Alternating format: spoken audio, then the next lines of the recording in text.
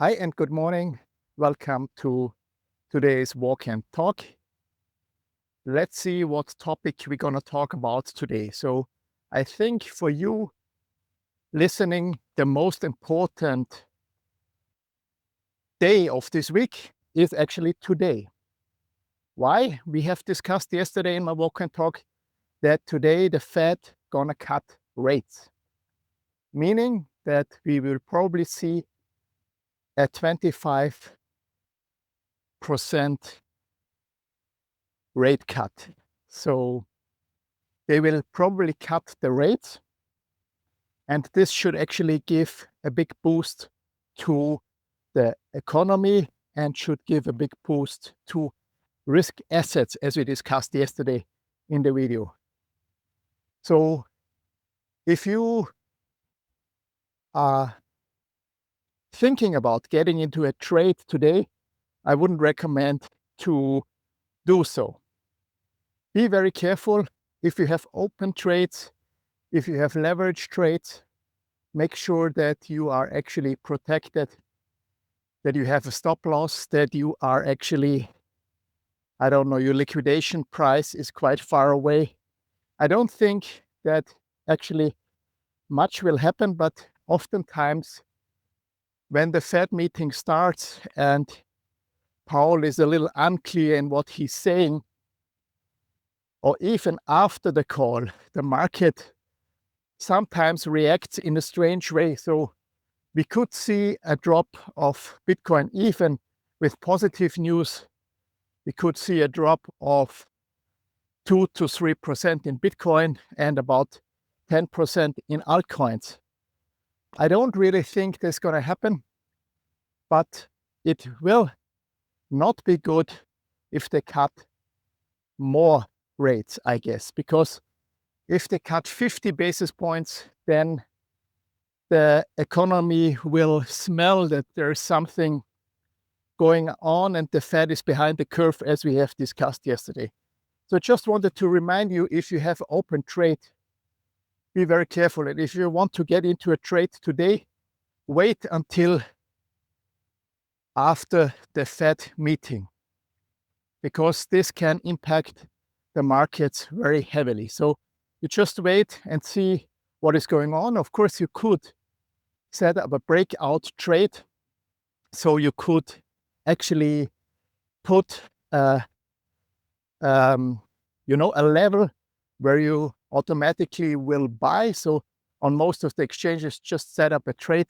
If the price reaches a certain level, your order will get filled and you will be in the trade. So this is a possibility. If you, for example, assume that the market will dip, let's say 5% in a certain coin, then you set your buy level at 5% from the price where it's now, so lower, and then you will be in the asset if it goes up. Always if just trade with amounts you can afford. So what else can we discuss today? I want to get back to Solana a little, but also yesterday, Jesse from Coinbase came out and basically had a quite strange presentation. This was one of these presentations, if you haven't seen it, everybody tries to act like Steve Jobs, or they all try to make these Apple presentations. So he presented that actually nowadays they allow to actually switch or also go to Solana, meaning you can bridge. I don't know exactly how it works. I think you can bridge to Solana, from Base to Solana. So they said they're going to implement this to get more people into the ecosystem. And it's actually very good because you can now much easier transfer your assets around, right? But what happened is that the other way around, that most of the people actually bridged their assets to Solana and transferred out their money. And hardly any people switched the other way around from Solana actually to Base. The bigger announcement they made is that they also going to make a token. So they will have a native token. They promised this for a long time, that they will not have their own base token, but they will now do it. A lot of shareholders are disappointed, the shareholders of Coinbase, because some of them just bought the Coinbase stock as they promised over a long time that there will never be a native asset or never be a coin. So now they will do one, and we will see how that goes. Still, Solana gets more and more positive feedback. Then Morehead, a lot of big investors are coming into the market, and they're buying billions and billions. And according to a lot of these big guys from Wall Street, they are at the moment prioritizing Solana. Especially, interestingly, venture capitalists or people that are quite a long time in the industry. Meaning, like Novogratz, like Morehead, they have understood that actually Solana, for most of the use cases, is much better than Ethereum. We've discussed this in other videos, but let's discuss it again. Solana has got much faster finality, so they can settle much faster, meaning that if you open a trade till the time it is executed on, not just on the books, because actually cryptocurrencies, almost every cryptocurrency, or can say every cryptocurrency, is settling faster than Visa and others, because what Visa and the banks also do is they will just actually, they will not really send the money. They will settle at the end of the day, meaning it's not final. And in crypto, if you send the asset, it will be finalized already. So the asset is really in the wallet of the user. And Solana is much faster in doing this. And for some use cases, this is definitely required, like the stock market. If they now want to put everything on the stock market on Solana, then you need this settlement. Solana is also building out fiber, meaning that they're building out their own internet, so to say. They are putting fiber cables, or they're renting fiber cables all around the world. This is because of the latency. You may have heard that these trading companies that are trading really fast. So there are companies that have seen the advantages that the closer you are to the exchange server, basically, the faster you can execute trades. This is just not even milliseconds. This is very fast, right? So they have been locating very close to the stock exchanges because of that reason, so they can execute their orders as fast as possible. And this is the same that actually Solana is doing now. So you can clearly see in what direction it is going. They're already very fast. They have a new update coming where the settlement and everything will be even much faster, much more transaction will be able to go through. Also, they are getting more and more decentralized, so to say. And we have discussed with Ethereum, this is really a problem, because with Ethereum, the fees are a problem. Also, the time is a problem. So it's not too fast, right? So Ethereum will probably be used. I see it in the way that Ethereum will probably be used in the case of smart contracts. But you need to use it more for bigger things, I guess. Otherwise, you will have problems with the fees, meaning that if you do a contract for a house, if you tokenize a house, if you tokenize a car, it doesn't matter if you pay like $10 or $100 in transaction fee, right? But if you are doing smaller transactions, if you tokenize very small things, if you tokenize things that are not too much of a value, And if it has to go fast and it has to be,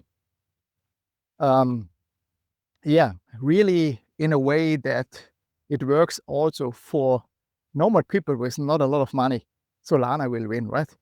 A lot of people say that the financial institutions not really trusting Solana. They are more looking at Ethereum because Ethereum is the blockchain that was never down. But I want to remind you that if you go back some years at the start of Ethereum, you remember when they had the hack and actually rolled back the blockchain. A lot of people don't remember that anymore, right? So I don't know. So if all these people talk about Ethereum and how safe it is and so on, I think we should also talk about the fact that one time the blockchain was rolled back, actually, right? And a lot of financial institutes are, of course, now establishing their own stablecoins and so on. Everybody wants to be in control. This is the thing, right? Why did Stripe, for example, make their own stablecoin? Why are most of these companies making their own stablecoin? Because they want to have full control of the stablecoin. I totally understand this. But what they don't realize is that this will not work because you need actually the network effects. You need the adoption of this asset already, meaning that, for example, no matter where people are in the world, everybody is already using Ethereum or Solana or one of these bigger assets, whatever it is, Tron. Let's stick to stablecoins, USDT, USDC. Everybody's using this already. So if you, as Stripe or whatever company now establishing your own stablecoin, it will be very hard for you to get people to use it. You could use it internally, yes. So internally, if you send it from your bank branch to your other bank branch, you can't use it. But then the problem starts already if you want to send it to a different bank, right? This is why actually XRP was or is still one of the bigger goals or achievements of XRP, that they're actually having one coin that a lot of banks seem to use to settle with each other, right? So this is the same as the, I don't know, IMF or European Union has got. They also have a system like this where they can settle in some kind of credits with each other, right? But if you want to have user adoption and you're implementing your own coin, it's difficult. Just imagine you're getting to, let's take a simple explanation, simple example. You go to an online store and, I mean, Stripe has got the advantage that they are integrated heavily with Shopify, right? So for them, they could just offer the stable coin inside of the Shopify checkout. But now the user comes to the Shopify checkout, then he picks crypto, and then he finds like this Stripe stablecoin, but he doesn't have the Stripe stablecoin. So he's not really able to pay with that, right?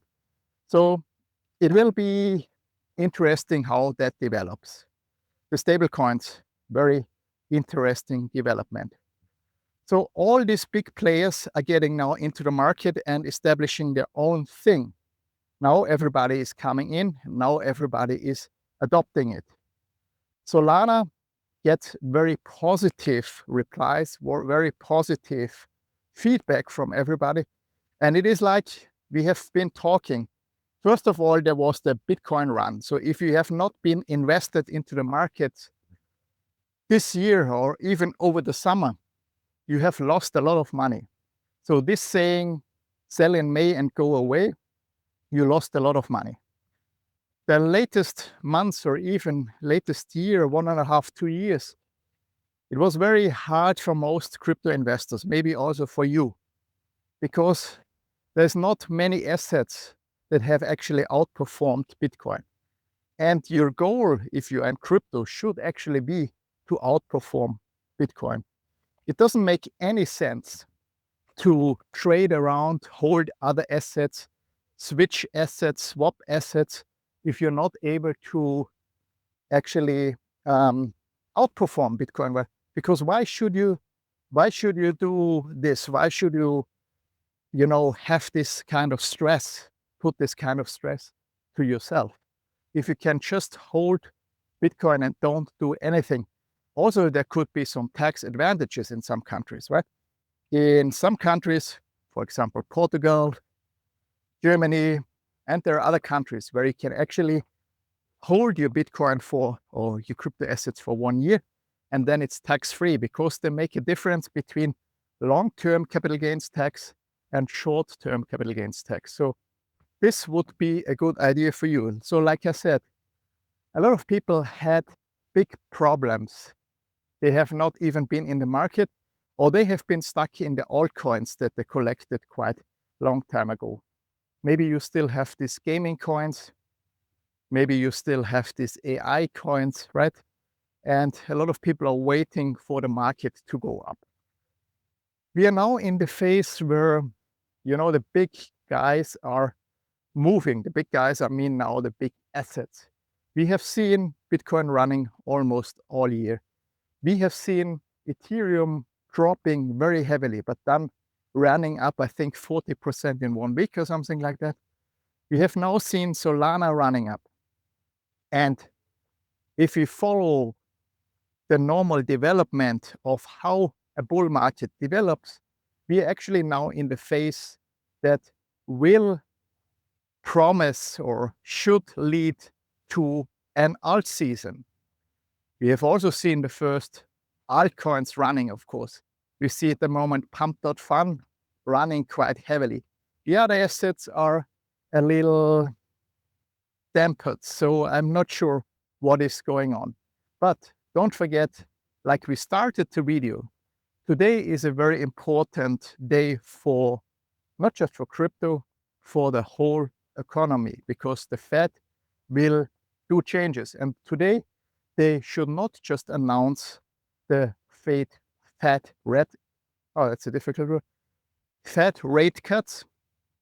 They should also tell us how many cuts they will do till the end of the year. So a lot of people are estimating that they're probably going to cut 25 basis points till the end of the year every month. So we will see. We also know that a lot of liquidity is coming into the market. So everything and everybody is preparing for the bull run, in my opinion. There's a lot of negative sentiment out there. To come back to the question, is the peak already in? Are we going down from now? It would be very untypical. Like I said, we are monitoring 34 indicators, 34 bull market indicators. One of these indicators has hit, and this is actually the indicator telling us that alt season will start now. This is the altcoin season index, which actually went, I don't know what it is exactly, I think over 70, something like that. But this tells us that alt season will start. Also, if we look at metrics like fear and greed index and all the other 33 metrics, we are not at the point where the market is overheated. We have never been going into a bear market when the fear and greed index was around 50. The fear and greed index has to hit extreme greed, yes. And this is over 80. And as long as we don't see these overheated cycles, and the fear and greed index, it's not like it has to hit extreme greed one day. So usually it needs to hit fear and greed for around 7 days. And if it hits it for 7 days, it's not just in this indicator, of course. But if you want to make it very simple, like I told you, I would suggest to use the fear and greed index to buy and sell coins. So if there is extreme fear in the market, it's the perfect time to buy. If it's extreme greed, and this extreme greed, you can decide for yourself, depending on what time frame you trade, how long you let it sit there in extreme greed before you sell, but you have to be careful not to be too late. In our case, we are monitoring a 7-day period. So if the fear and greed index stays 7 days in extreme greed, then we will actually trigger the indicator. If you want to see all the indicators, go to marketpeak.ai. We have developed a tool. You have free access and you see the data, but you see the data 7 days delayed. So you could be a little too late to get out of the market, but you have all the data. So the state of the market, I see very positive, and today is a very important day as we discussed. And tomorrow in my video, we will already know what's going to happen. At the moment, the Bitcoin price and all the prices are you see that the traders are actually waiting. They're not really going into trades. They're not really putting on lots of leverage and so on. So the moment everybody is cautious. But yes, you could make, I guess, a lot of money if you are positioning yourself now, if you're bet on the right direction. There's only 2 directions, as you know, right? But you need to understand risk management and position sizing. This is very important. You still want to go into the market. There's a lot of room left. We have discussed some coins in the last video, but the Solana narrative will also start to run now. We have seen now Solana doing very well for some weeks. We have now seen the Solana ecosystem doing much better, like the DEX, like Drift. This is the decentralized exchange of Solana, the biggest one. And the big advantage of this DEX is that you can actually deposit your collateral in Solana, meaning that if you want to open a trade, I give you an example. If you want to trade with $1,000, you deposit the Solana for $1,000 into the Drift exchange, and the Solana will actually stay there as collateral, meaning that if Solana goes, you don't sell it. It's just staying there, and you can profit from the rise of Solana. So even you are in this trade that you open, so let's play it out so you understand what I mean. You deposit the Solana in the Drift account. Your Solana stays there. If the Solana price goes up, you profit from it. But you can open your trade, whatever you're going to trade. Let's say you're going to trade Pump.fun or Pingu or Bitenza or whatever you want to trade. So you open this trade, you use your Solana as collateral. You have an open trade now, which you can leverage trade. I would recommend to have very low leverage, not higher than 2% or something like that. Because then most of the time, depending on how much collateral you have no execution price, no liquidation price, or you have a very low liquidation price. Especially in very volatile assets, you need a lot of room because oftentimes the price goes down, will hit your liquidation price, will maybe go down a little more, and then probably go up. This you can't do in every time period, right? But at the moment, I have the feeling that till the end of the year, it will go up. So I will set my trades up like this. If you are not sure how the market will go, you can't do this, because if you're not sure that maybe the cycle is over, I would not recommend to set up or put on a leverage trade and don't have a stop loss. We should always have a stop loss, but for some coins it's very difficult to set it up with a stop loss because you get hit. So if you have a small amount that you don't worry too much to lose, you put on the trade, you put maximum 2x leverage, and then basically you have to stomach also the downfalls, and then if you're lucky, you can make a lot of profits. So let's say you make a lot of profits, then you actually close the trade, and the nice thing is that then you still have your Solana. And if your Solana went up 20-30% in the meantime, you made actually profit in 2 ways. You have a profitable trade, and your Solana is worth more now, and you can transfer your Solana out again. This is a very interesting and a very beautiful way actually to trade. But yes, it's more likely that it goes into the other direction. Maybe your Solana will be a little more, but it's possible that you are not lucky with your trade.